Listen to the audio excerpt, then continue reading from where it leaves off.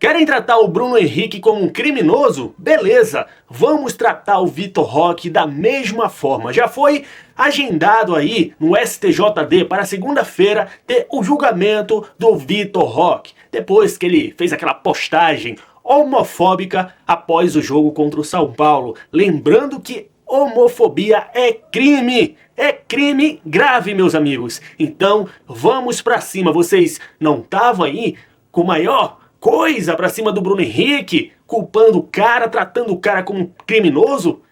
Porcada, agora vamos fazer o certo pelo certo, não é mesmo? Já não bastava o Alan também, muita coisa aí deve estar engasgado aí, né, nesse STJD. Estão adiando tanta coisa que muita gente nem sabe. Mas enfim, vou colocar um corte aqui no canal da Band Esportes, dedico os créditos ao canal da Band, link do canal aqui na descrição. Olha só o que os jornalistas comentaram sobre essa situação do Bruno Henrique e também sobre a nota do Flamengo.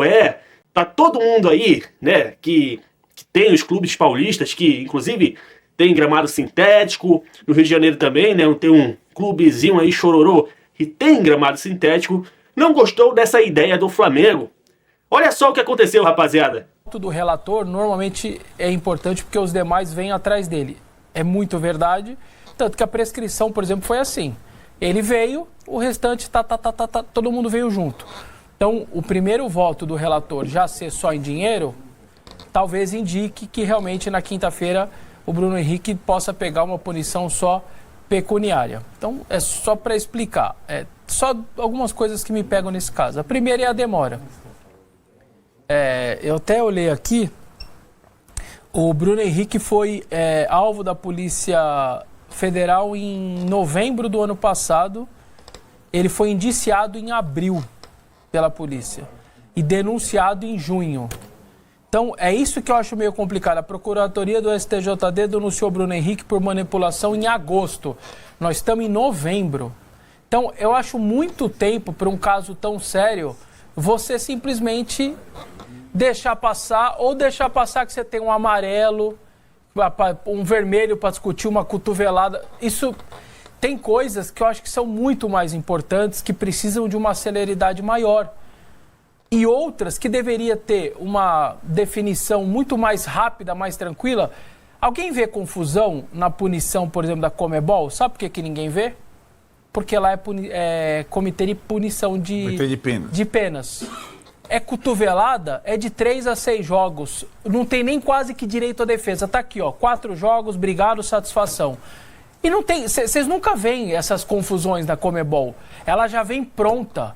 Não tem recurso, desrecurso, não sei o que tal. Na Itália também é assim. Na Itália é um pouco assim. Então, assim, falta brusca, tal, um jogo, cotovelada, 2. Vermelho direto. Vermelho direto, xingamento, tacou coisa no gramado. Eu acho que esse monte de casos menores, cara, deveria ser muito rápido. É o seguinte, cada caso é 1 mês para acabar.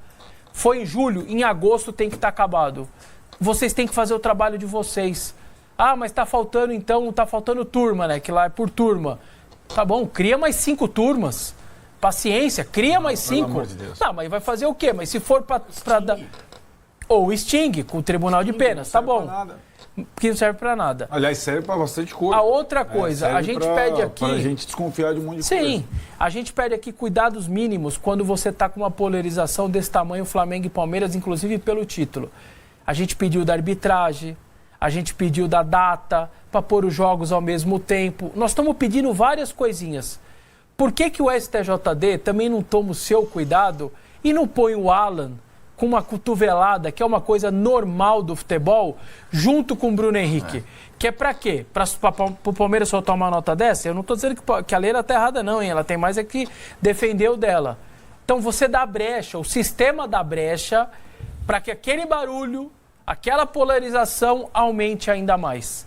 Sendo que você podia ter o mínimo de cuidado, o mínimo. Ainda mais uma data FIFA, os times cheios de desfalque, aí você tira mais um num dia perto de um julgamento do Bruno Henrique que não tem nada a ver uma coisa com a outra. E para fechar, esse caso do Bruno Henrique, as brechas jurídicas estão aí, os advogados estão aí, eles vão usar a letra fria, como disse o Tirone, advogado está exatamente para achar esse monte de atenuante. Mas quinta-feira o STJD vai dar um recado ao futebol brasileiro, às séries A, B, C, são milhares de jogadores. Quinta-feira o recado tá aí. Ah, mas ele não teve, ele só já ia tomar, ele só avisou a família. Aí vai abrir a brecha para que daqui a pouco outro cara... Ah, não, viu? Só quis avisar minha família. Eu tomei porque minha família estava avisada. Então, as brechas estão aí, os artigos estão aí. Mas o futebol brasileiro e o que vem pela frente, com esse domínio que as bets têm hoje pelo futebol. O futebol brasileiro hoje é muito movimentado pelas bets. O campeonato tem o nome de uma bet...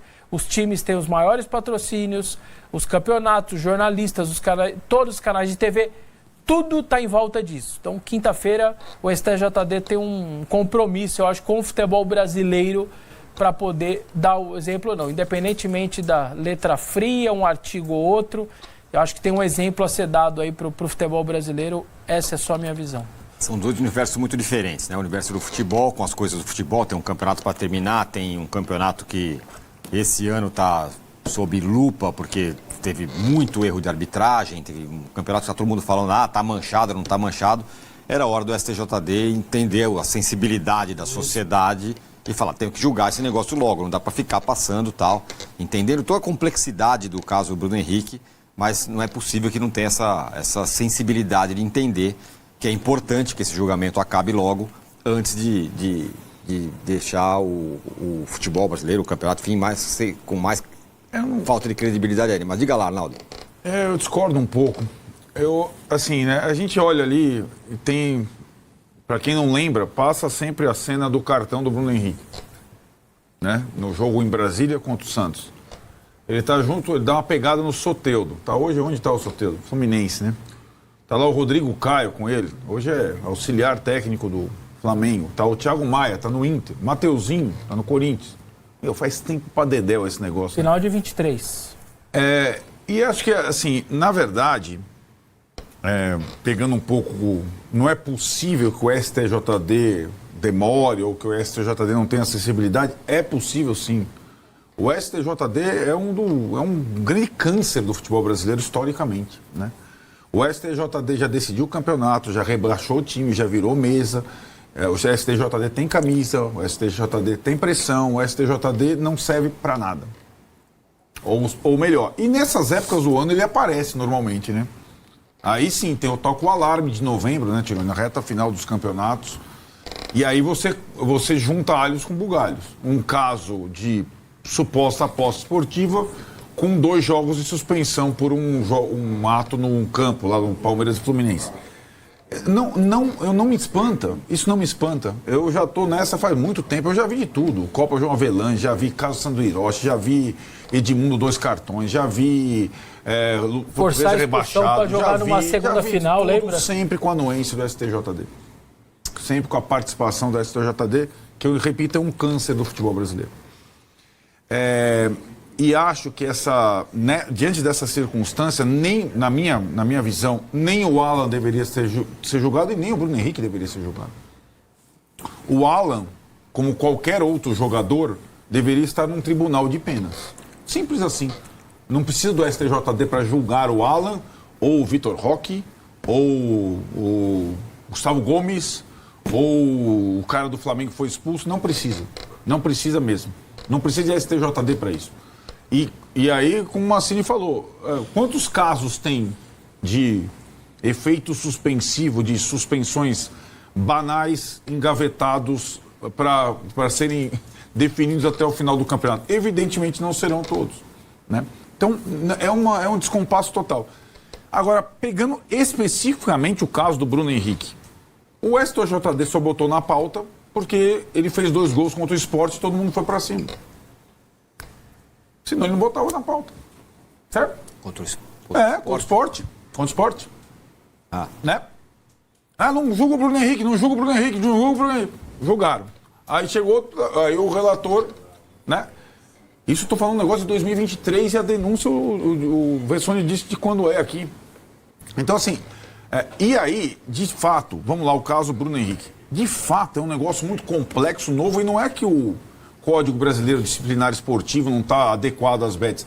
O país não está adequado às bets. O país está tentando entender, regulamentar. O país está tentando fazer isso.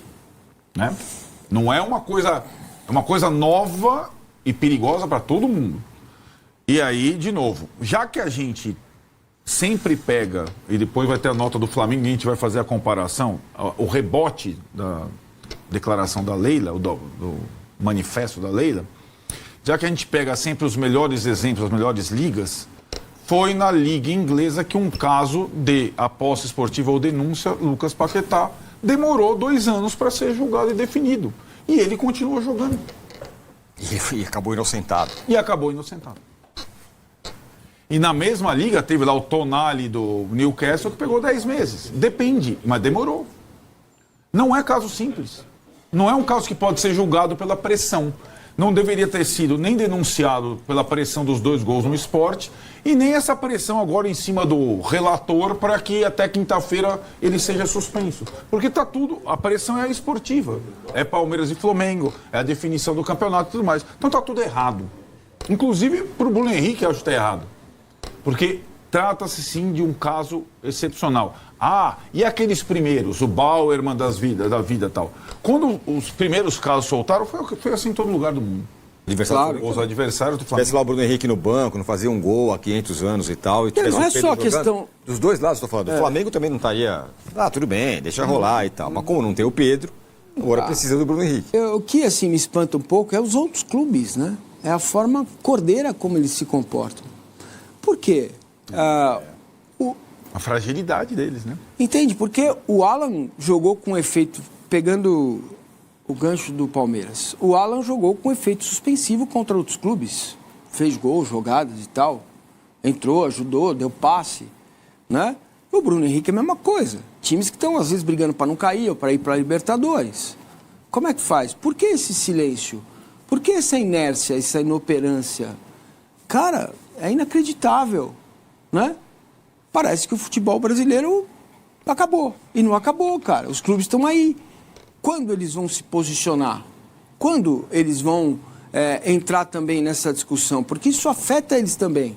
Tudo bem, o gol do Bruno Henrique, o último, se não punido, no último jogo do Campeonato Brasileiro, que pode dar o título ao Flamengo, pode dar. Mas este jogo pode implicar na não ida do São Paulo à Libertadores, na queda do Atlético Mineiro, para que se não ganhar a Sul-Americana ficar fora da Libertadores. Onde estão os outros clubes, cara? E esse negócio do cartão, ele é tão complexo que um companheiro nosso, ele é da TV Jangadeiro, que retransmite a Jangadeiro Band News FM, cobre o Nordeste. O programa chama Futebolês. E aí eu estava vendo um recorte, o Danilo Queiroz, que é o repórter lá, nesse recorte ele explica por que o Pedro Raul não tomou o amarelo pela fonte que ele tem, repito, do Danilo, repórter lá desse podcast do YouTube e tudo mais lá, que cobre o futebol nordestino. O Pedro Henrique estava pendurado no clássico. Faz o gol aos 48 do segundo tempo. Certo. E ele não ia jogar contra o Corinthians porque ele está emprestado, pelo empréstimo, ele está proibido de jogar contra o Corinthians. Então era até meio natural ele tomar o terceiro, tirar a camisa, porque ele ia ter que cumprir, ele não ia jogar contra o Corinthians por contrato. E ele não tomou. E aí todo mundo estranhou. E aí o repórter conta que uma fonte dele diz que era tanta gente enchendo o saco do Pedro Raul para ele tomar o cartão. Eu sei que você vai ficar fora contra o Corinthians, então eu já postei. Que ele ficou com medo e não tomou. Porque ele poderia ser colocado no meio da história, então claro. Ele não toma, ele se auto-prejudica com enorme profissionalismo, mas se auto-prejudica, tá pendurado, prejudica o clube dele, volta pro próximo jogo agora pendurado, podendo na reta final ficar fora contra o Ceará. Olha que ponto nós chegamos. Isso é muito interessante. O repórter contando por que o Pedro Raul não tomou quando todo mundo esperava que ele tomasse. Ontem o Massa deu uma estranhada.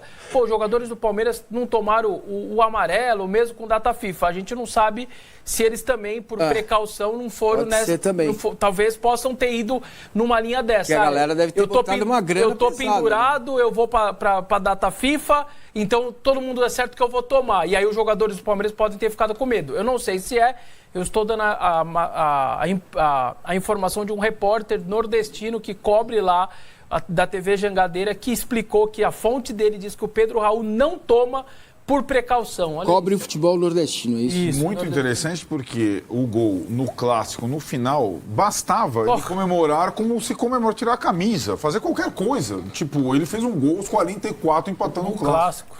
E ele se segurou. É interessante esse autopoliciamento, acho que isso é raro. Esse negócio é completamente disseminado. O Arrascaeta tomou tomou um puxão no cara do esporte para tomar o cara. Claro, ele vai da data FIFA, não vai jogar. Desculpa, ele não vai jogar. Vai para a seleção do Uruguai. Os clubes têm orientado os jogadores a tomar cuidado com essas questões e tal. Pode ser que isso tenha alguma influência.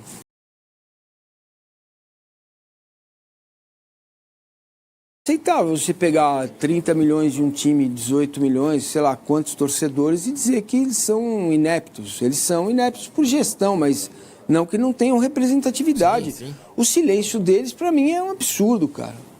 Mas eu queria entender, porque você acha que o Corinthians, por exemplo, o Osmar Stabile, ele vai chegar nessa história e falar assim, eu acho que o Bruno tem que ser julgado. Não é eu acho. E os jogadores do Corinthians? Como estão nessa? Eu não sei se tem lá efeitos suspensivos, se tem jogador para ser punido, denunciado. Deve ter. Essa fragilidade só nos leva a ter Palmeiras e Flamengo cada vez mais fortes, os outros cada vez mais fracos, inoperantes, não se posicionam.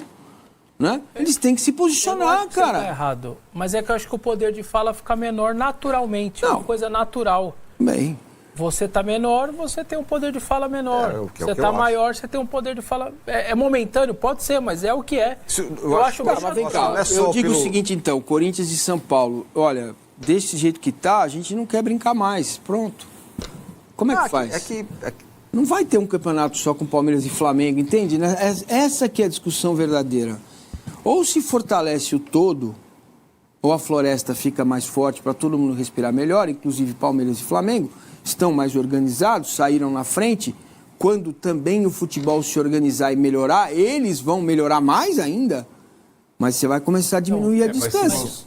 Pega o exemplo da Copa do Brasil, dos 4 semifinalistas. Vamos dizer que tenha qualquer discussão ali. Não acho que Palmeiras e Flamengo vão entrar.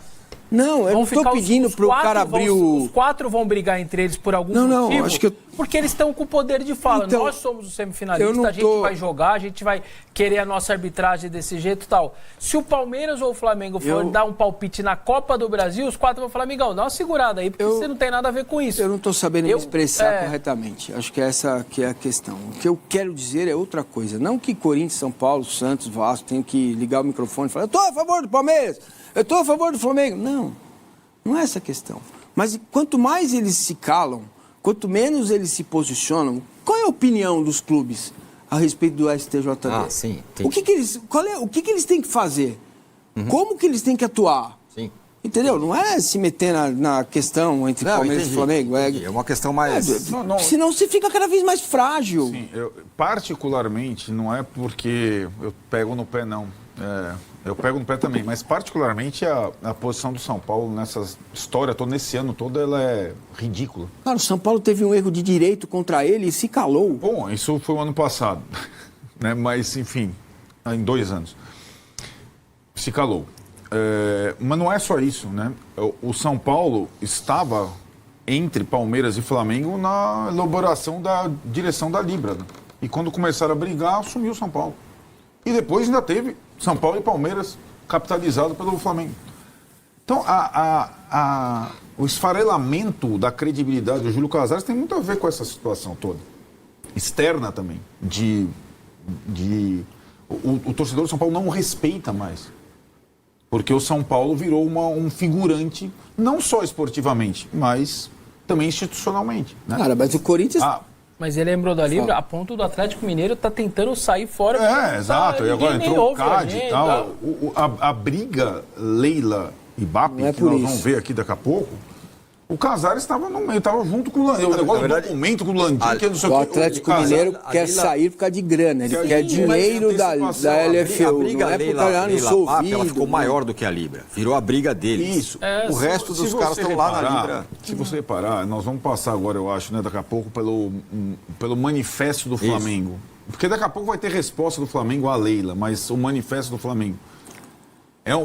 Quando o Massini fala o negócio da floresta e tal, se você ler o manifesto do Flamengo, é assim, cara, eu quero ir praticamente sozinho. Sim, sim. O manifesto é isso. O comportamento do Flamengo... Eu quero existir sozinho, eu não quero que exista SAF, porque os caras das SAFs têm problemas. Eu não quero que exista o clube não sei o quê, porque não sei o que lá. Eu não quero que exista não sei o que lá, eu não quero que exista o piso de plástico, porque não por conta da questão esportiva, porque é uma vantagem financeira, sobretudo para o maior rival. E é. O ponto do gramado de plástico, do sintético, plástico utilizado agora, é um golpe no poder do Palmeiras também. Tá aí, ó.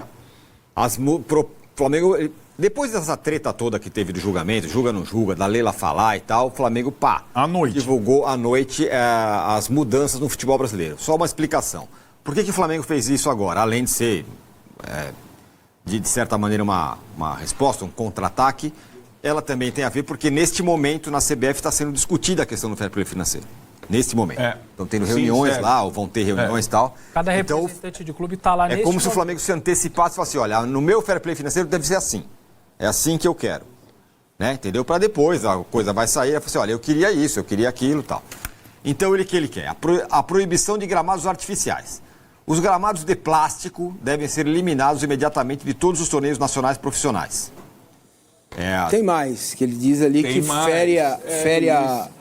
fere a questão, é mais barato manter um gramado de plástico do que manter um gramado normal. Que E aí seria uma vantagem. É uma vantagem para todos que têm gramados sintéticos, né? E que também o Flamengo está preocupado com a saúde dos atletas e jogadores. Atletas e jogadores. O que não tem sido essa a preocupação do Flamengo com saúde de atletas e jogadores, né? Convenhamos. Tá? Então, é uma nota, nesse caso, do gramado oportunista, para ferir o Palmeiras, para diminuir o Palmeiras, para evitar, para fazer um movimento. Exato. É com você que eu estou falando. É isso, né? Exatamente. Basicamente. Não é para melhorar o futebol brasileiro, ou melhorar os gramados, ou tirar o sintético, colocar natural bom. Não é isso. A preocupação não é essa. Até porque ele não fala isso, né? Ele não fala queremos fim de gramados artificiais e gramados legais. É claro que ele não fala. Ele Mas não põe eu acho que essa coisa, sinceramente, essa discussão, a essa altura da vida, nivelar a defesa do gramado sintético por conta de gramados naturais ruins, ela está caindo por terra. Não, né? Cada vez é mais frágil isso. Mas calma. Mas esse é um ponto em que outros clubes poderiam entrar. Poderiam. Tanto quanto o Flamengo. Sim. Com a ameaça surreal de a gente ter no ano que vem, se Chapecoense e Atlético Paranaense subirem, estão entre os 4, faltam 2 rodadas, e a gente ter 5 gramados sintéticos entre os 20. Surreal. E se a Vila começar a ser reformada, o Santos vai para o Pacaembu e aí tem também sexto. Se ele ficar na primeira divisão. Isso. Ainda sobre o gramado artificial, que o meu ponto é que só reforça isso que ele está falando, que na verdade quando o Flamengo fala isso, ele está na verdade atacando o Palmeiras, é que numa liga perfeita de fair play, ele ia falar assim, não, tem que ter um padrão X de gramado. O gramado tem que ser padronizado, tem que ter veto da CBF ou de quem quer que seja para gramado ruim não vai ser aceito, vai ter uma análise do gramado a cada 15 dias, e se o gramado não tiver aprovado, não vai... É isso que eu estou dizendo, são coisas diferentes. Mas E só um alerta, Everton, para quem acha que, peraí, gramado, que vocês estão falando de fair play financeiro, o Palmeiras, sem o gramado sintético, financeiramente, com o acordo que ele tem de shows... um golpe absurdo. É um golpe absurdo, assim, porque não é. você para de conseguir fazer tantos shows como você faz hoje em dia. Então, não é? Não é. Olha para a pizza dos valores que o Palmeiras arrecada no total. Isso é outra entendeu? coisa. E outra coisa, calma. Naquela parte da pizza vai ter uma pancada. Vai ter uma queda, ok. Isso. Mas o contrato diz quem tá com pepino não é o Palmeiras, é a W Torres. Sim. Porque é ela que vai... Palmeiras. Não, mas assim... É ela que vai ter que entregar um existe gramado. uma estimativa de quanto que o Palmeiras perderia se ele não tivesse show lá e tal? Depende, né? Show vai continuar tendo. Por exemplo, essas Mas, desmontagens rápidas de jogo de show à isso noite, vai- acabou, O Palmeiras tem o melhor dos acabou. mundos, ele pode jogar e ter show. O que vai acontecer é que se tiver jogo no gramado natural, você vai ter que diminuir o número de shows. Ou não Entendeu? ter shows.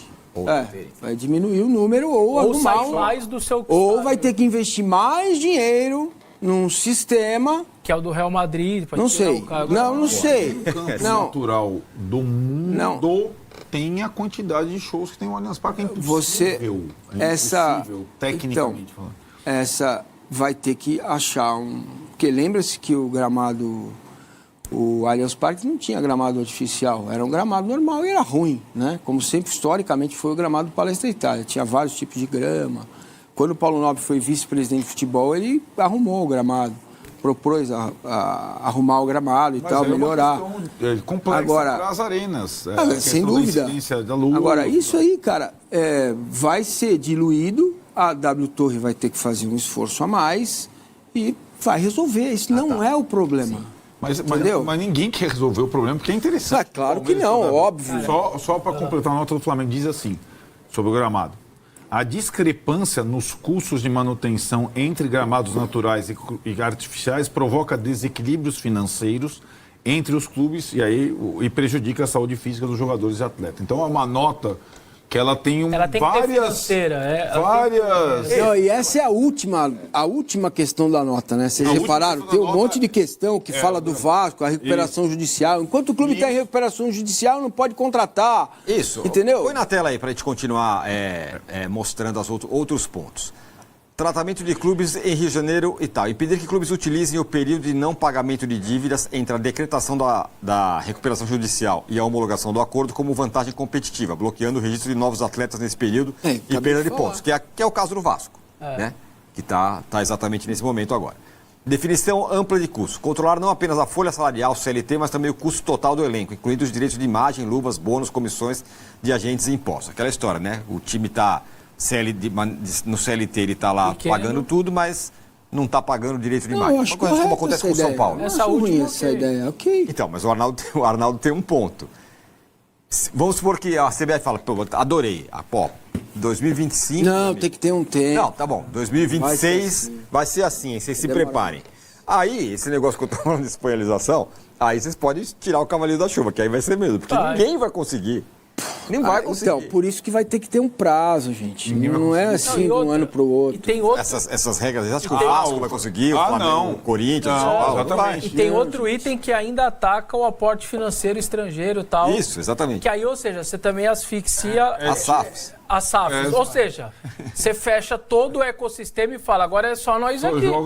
Aí também tá fácil, né? Aí não concordo com essa... Aí alguém vai falar assim, mas espera aí, eles se recuperaram para isso, etc. Fair play financeiro poderia ter tido no começo da década passada. E por que não teve? Porque agora só teve essa ideia, que agora tá tudo muito fácil. Tem muita gente achando que o futebol brasileiro começou faz 5, 8 anos. Não, eu tenho 46. Eu já vi muita coisa. Em muito clube. Então, assim, o jeito que as pessoas falam hoje, tem algumas pessoas... Parece que o futebol brasileiro é só o de agora. Esse futebol brasileiro não começou agora, gente. Esse Flamengo que existe hoje é o Flamengo dos últimos 10 anos. O Flamengo tem mais de 100. Agora eu quero ver, meus amigos, como vai ficar essa situação aí. O que você está achando de tudo isso? Deixa aqui nos comentários que eu quero saber demais da tua opinião. Já vai deixando o teu like, já vai hypando esse vídeo. Bora clicar em hypar o vídeo pro YouTube recomendar o nosso conteúdo. Você precisa deixar o like também antes de sair do vídeo. E é claro, se inscrever se ainda não for inscrito, se inscreva pra gente bater a meta de 130 mil inscritos, beleza? Um forte abraço e até a próxima. Saudações rubro-negras!